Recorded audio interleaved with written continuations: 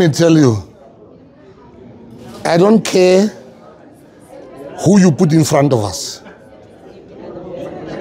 I don't care. They can call us group of death. They can call us the easy pool. We are champions. You see, Bafana Bafana.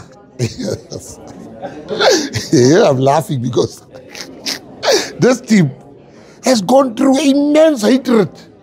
You know, I was sitting at the game. When Zimbabwe was drawing with us, they were jumping like they've won a tournament. That moment, I think, hey, they can say, thank I wasn't the Minister of Home Affairs. Otherwise, there would have been something happening here tonight.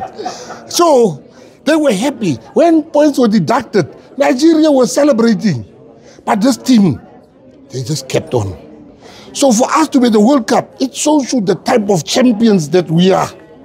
People were celebrating thinking we are not going to the World Cup. Where are they?